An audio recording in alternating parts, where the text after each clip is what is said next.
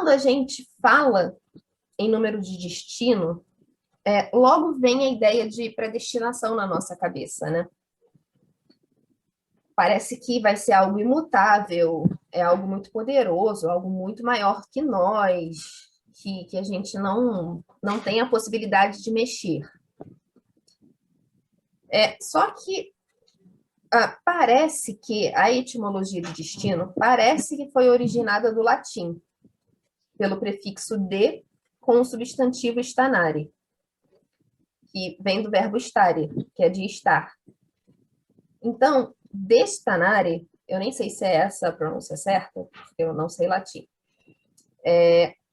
era algo similado a afirmar, a estabelecer, a fixar.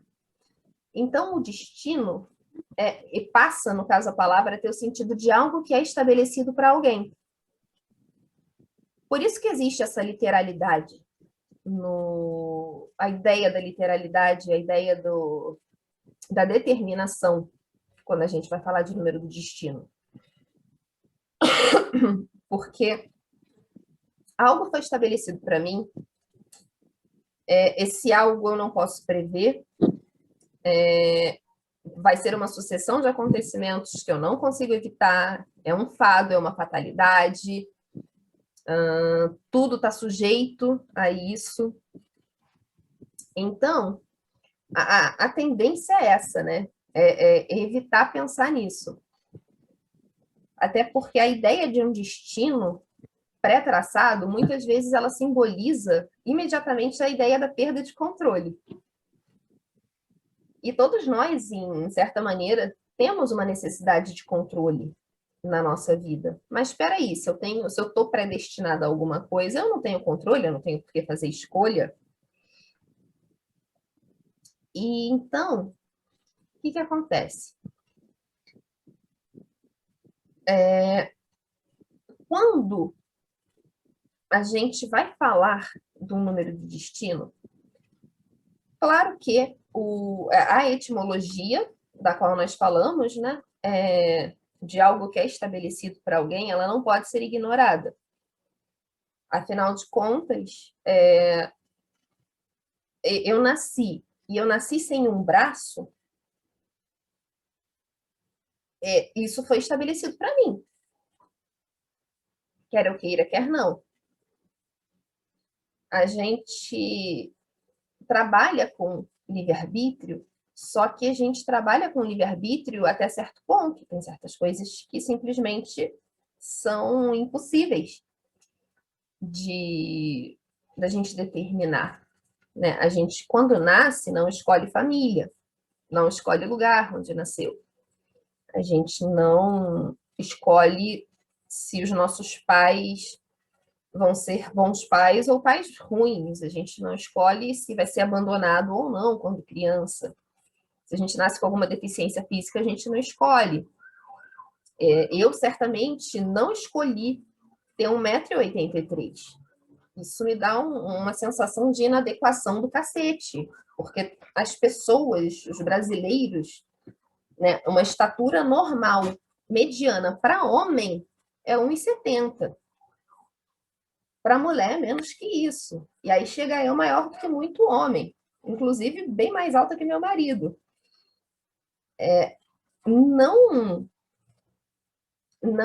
Nós não escolhemos.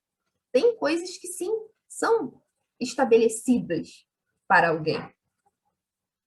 Quem estabelece? Eu, Sara, para mim é Deus. Óbvio que eu tenho uma mãe e um pai que são relativamente altos, tem o DNA, tem a genética, tem tudo mais. Mas ainda assim, a gente não pode tirar Deus da jogada, né? O fato de que o simples fato da gente existir e o fato da gente não ter tido escolha, nem de existir e nem de onde nasceríamos, onde existiríamos, a Siri se metendo na conversa. certamente é algo que foi pré-determinado, de alguma forma. A gente não tem dizer nisso.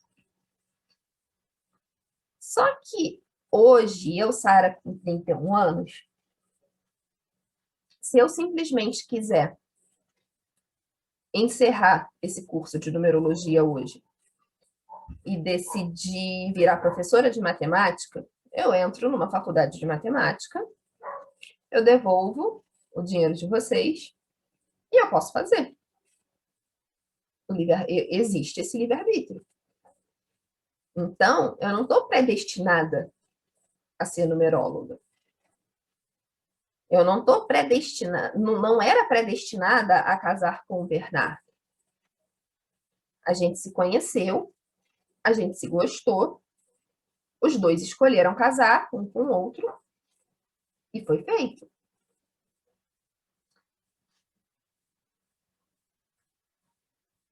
E é aí que entra mais ou menos a questão do número do destino. Por quê? Porque eu nasci e cresci de uma determinada forma que não me possibilitou muitas escolhas. Então, se eu, quando criança, cresci num lar mais solto, em termos de respeito, por exemplo, tem uma grande chance de eu me tornar uma pessoa mandona, onde as minhas vontades têm que ser feitas, não as vontades dos meus pais. E isso, de alguma forma, eu, mais velha, vai refletir numa mulher mandona, uma mulher controladora.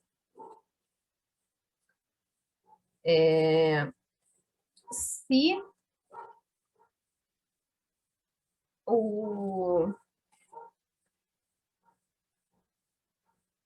se desde bem nova eu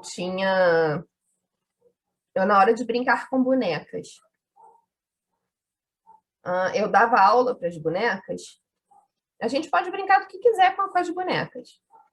Muita mulher vai fazer a boneca ser mãe, ou ela vai ser mãe da boneca, a boneca ter namorado, a boneca ser executiva, a criatividade não tem limite, né? Mas se eu brincava botava as minhas bonecas para eu dar aula para elas, isso diz alguma coisa dentro de mim um chamado para ensinar, para ser professora.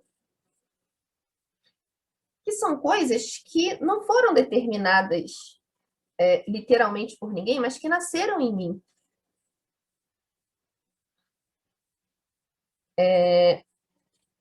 Quando a gente olha o nosso passado, a gente vê muito das coisas que a gente fazia quando criança refletirem em coisas que são muito importantes para a gente hoje. E aí, eu não sei quantos anos, quantas décadas depois de eu estar ensinando para as minhas bonecas e das minhas bonecas casarem, não tinha filho, mas casado. Eu pude perceber que, opa, dentro de mim tem algo que gosta de ensinar, tem alguém que gosta de ensinar e que tem algo para ensinar para o outro. Dentro de mim tem uma pessoa que quer casar e formar família. Eu sei que parece exemplo muito bobo, mas eu até botei na Semana do Autoconhecimento um exercício, eu acho que foi na primeira aula, um exercício para o pessoal fazer relacionado a isso. Porque isso grita quando a gente está velho, com crise vocacional, isso revisitar a memória grita várias dicas para a gente de coisas que são naturais, que a gente faz com naturalidade. podia ter escolhido não dar aula? Sim. Eu podia ter escolhido não casar, como eu, por anos e anos, escolhi, que nem a gente estava conversando aqui um pouco antes. Eu jamais me imaginava sendo mãe. E eu achava que casamento era uma coisa fadada ao fracasso. Eu acreditava firmemente nisso. Poderia. Só que algo dentro de mim, maior do que eu, maior do que eu possa controlar, me dava essas indicações. O fato de, toda vez que eu começava a falar de algum assunto do qual eu dominava, todo mundo parava para escutar. Eu, desde na oitava série, eu comecei a ser monitora de geometria na escola, escondido. Eu obriguei meu professor a não contar para ninguém que eu era monitora. Ele cismou que ia me botar de monitora. Eu falei que só ficaria se ele não contasse para ninguém, porque eu era roqueira metalheira, gente. Eu não podia acabar com a minha reputação. Pelo amor de Deus. Onde já se viu uma metalheira que bebe cantina da Serra no cemitério ensinando geometria para os outros? Jamais. Jamais. E tinha essa facilidade para ensinar. E não é algo que eu desenvolvi, é algo que nasceu em mim. Então, o número do destino, ele vai predeterminar alguma coisa? Não. Eu poderia ter dito não para o fato de ensinar e continuar trabalhando só com um computador, uma máquina, o resto da minha vida, sei lá, desenvolvendo programas. Minha formação em TI. Mas algo dentro de mim quis mais do que isso. E o número do destino, ele vem para mostrar, para iluminar justamente essas características. Cada símbolo de cada número vai mostrar, vai dar dicas para a gente dessas características que estão ali encroadas desde o momento que a gente nasceu, que a gente não escolheu, que a gente só tem. Tanto positivas quanto negativas. Um outro exemplo aqui que eu posso dar é quando eu tinha 3 anos, me contam isso, né? Eu expulsei a minha bisavó da minha casa. Eu comecei aos gritos. Com 3 anos, eu falava fluentemente. Fluentemente. Com 4, eu já lia. Aos gritos, falando: você nunca mais bote o pé na minha casa.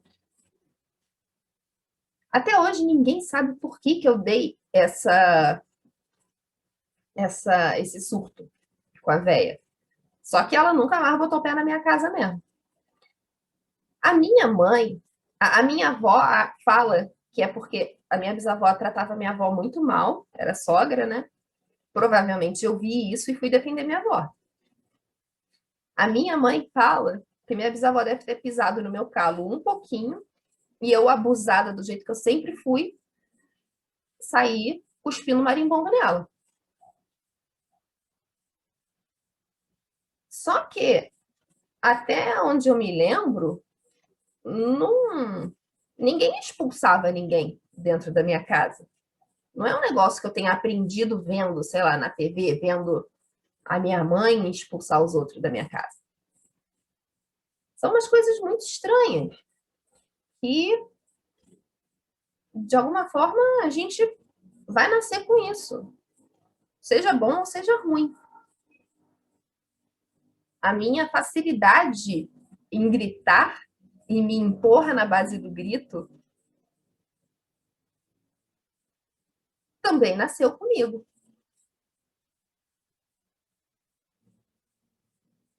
E esse tipo de coisa o número do destino vai mostrar. Vai mostrar que, apesar de... Vai mostrar pra gente que, apesar de eu ter o livre-arbítrio, para eu escolher fazer o que eu quiser, eu não necessariamente vou poder fazer tudo o que eu quiser. Porque certas características, elas vão guiar de alguma forma a minha vida pelo caminho A, B ou C. Eu não vou enxergar o X, o Y, o Z, o D, o E, o F, o G, porque o simbolismo daquele número é algo que vai estar muito forte.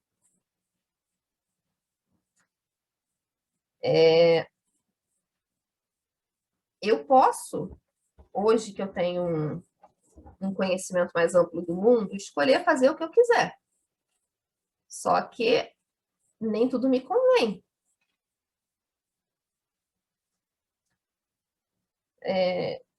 Então, se eu aceitar as aptidões que esse número do destino traz e adequar isso à minha vida de alguma forma, sem mudanças muito drásticas também, não precisa de tanto, né?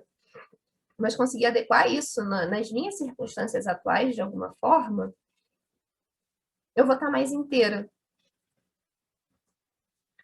Esse é um número que ele vem explicar para a gente por que a gente é como é, por que a gente age como a gente age, por que a gente gosta do que gosta, por que a gente rejeita o que a gente não gosta. Ele não vai falar que a pessoa de destino 6 vai ter um marido e muitos filhos. Ele vai falar que a pessoa de destino 6 sente uma necessidade muito grande dentro dela de botar a sua família, botar os seus debaixo do braço. Então, muito provavelmente, essa pessoa vai se sentir tentada a ter uma vida matrimonial e com filhos.